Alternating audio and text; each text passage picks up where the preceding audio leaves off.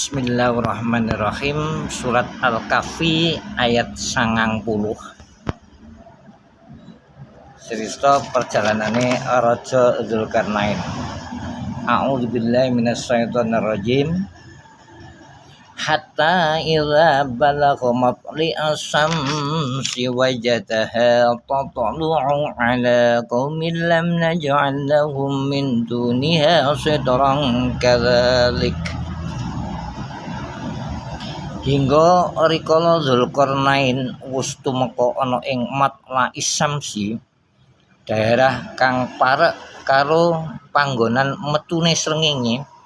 Ana ing kono Dzulkarnain pirsa srengenge nalika mlethek nyentrong marang kaum kang ora duwe aling-aling utawa leng-leng, ateges ora padha nyandang lan ora padha omah-omah, sebab tanahe ora kena dideki omah. Kaum iku padha duwe eleng kaya elenge tikus. Ing wektu srengenge mlethek, kaum iku padha ngeleng. Mengko kapan srengenge wis dhuwur, dheweke lagi padha metu saking elenge.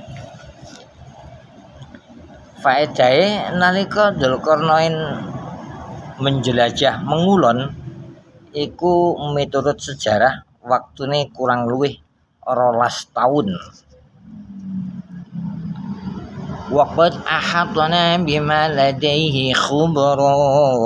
Mengkono mau ceritane Raja Dzulkarnain kabeh ora aneh. Ingsun Allah tetep ngeliputi ilmu marang apa-apa kang ana ing Dzulkarnain, kaya alat-alat, wadyabala lan liya-liyane.